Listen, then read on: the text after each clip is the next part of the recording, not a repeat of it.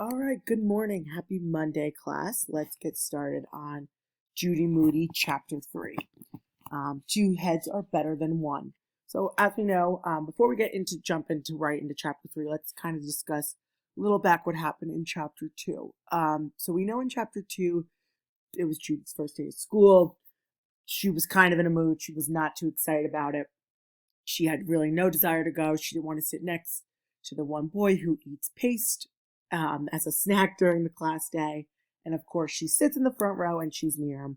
And from that, she's not happy about it. So she gets into a bit of a bad mood. And when her teacher, Mr. Todd, calls on her, she kind of jokes around with it and doesn't really answer the correct question. And he gives them the idea of having maybe a pizza party if they're well behaved. And Judy now is interested in it. And when they get the pizza, we know she wants that little plastic table that comes in the pizzas. And Mr. Todd says, well, if you come in with a better attitude tomorrow, then you can have that pizza plastic. So we'll see that today is going to be a new day for her. And hopefully she will get that pizza plastic table. So let's get started. Chapter 3. Two heads are better than one. Judy was teaching Mouse to walk on two legs when the phone rang. Hello? Just a quick reminder, remember, Mouse is her pet cat. She doesn't actually have a pet mouse. She's a pet cat named Mouse. Hello? All she heard was air. Hello? Judy asked the air. Hello? Judy? Are you allowed to come to my party? A voice asked. A Frank Pearl voice. It had only been 2 days since he gave her the invitation. We can see that's Judy talking on the phone. There's her little brother, her mom reading the newspaper, and of course, her pet cat named Mouse that she is playing with. Wrong number, said Judy, hanging up. She dangled her new pizza table from a string in front of Mouse's nose. The phone rang again. Hello? Is this the Moody's? Not now, Frank. I'm in the middle of an important experiment. Okay, bye. The phone rang a third time. The experiment's not over yet, Judy yelled into the phone. What experiment? Asked Rocky. Never mind, said Judy. Let's go to Vic's, said Rocky. I want to get something for my me collage. Vic's was the mini mart down the hill where they had cool prizes in a jawbreaker machine, like tattoos that wash off and magic tricks. Let me ask, said Judy. Mom, can I go to Vic's with Rocky? Sure, said Mom. Sure, said Judy, tossing Mouse the pizza table. I'm going too, said Stink. No, you're not, Judy told him. You and Rocky can take him along, said Mom, giving her one of those looks. But he doesn't know about crossing through China and Japan on the way, Judy said. Only best friends knew that. The first speed bump was on the way crossing into China, the second, Japan. I'm sure you could teach him, Mom said. So I know sometimes when I was younger, I didn't want to always drag my little sibling along, but it's kind of the thing you have to do at times. I'm sure some of you who have younger siblings can relate to having to bring them along, or if you're the younger sibling, maybe your older sibling had to bring you places, and sometimes they didn't want that. And we can see her brother is leaning on Judy, kind of being annoying, knowing that she has to bring him no matter whether she likes it or not. Teach me, said Stink. Meet me at the manhole, Judy said, back into the phone. The manhole was exactly halfway between Judy's front door and Rocky's. Over the summer, they had measured it with a very long ball of string. She ran out the door. Stink ran out the door after her. Rocky had $1. Judy had $1. Stink had 6 pennies. We put our money together, we can buy 8 jawbreakers, said Rocky.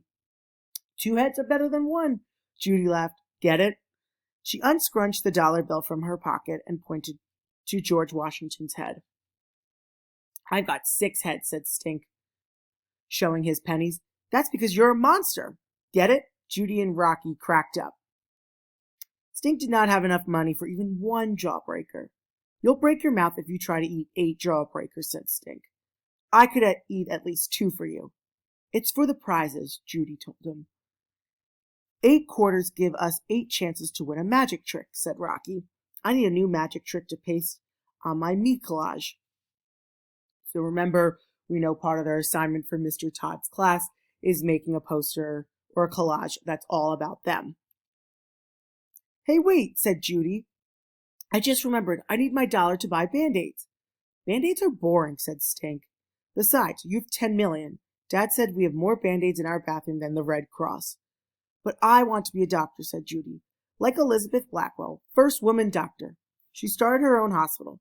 She knew how to operate and put together body parts and everything. Body parts? Yuck, said Stink. You saved Band-Aid box tops all summer, said Rocky.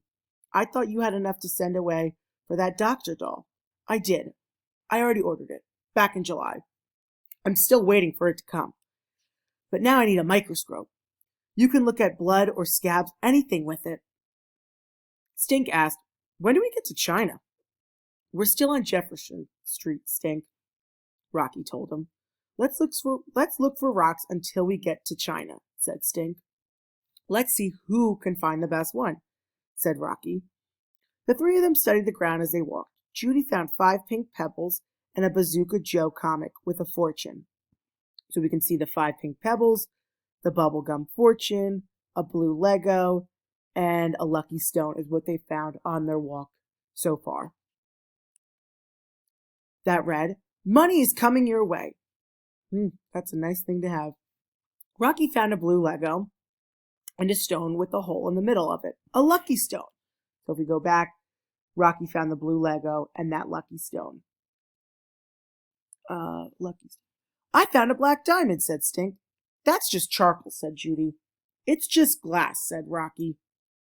Wait, Judy said, crossing her eyes at Rocky. I think it's a moon rock. Don't you, Rocky?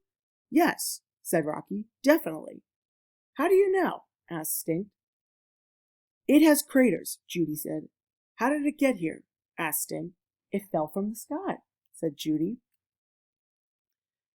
And so we can see all them hanging out and Stink questioning what kind of picture, where did they find this crater and did it really fall from the sky or is it just charcoal? Really? Asked Stink. Really? Said Rocky.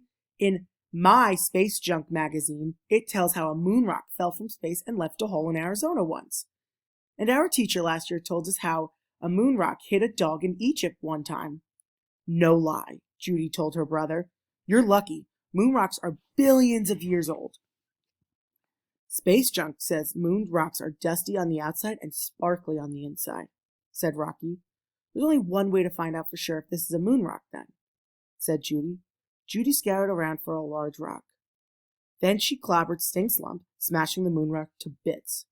Uh-oh, let's see what comes out of this. You smashed it, said Stink. Look, I think I see the sparkle, said Rocky. Stink, you found a real moon rock, all right. Judy said, it's not a moon rock anymore, cried Stink. Look at it this way, Stink, said Judy. Now you have something better than a moon rock. What could be better than a moon rock? Asked Stink.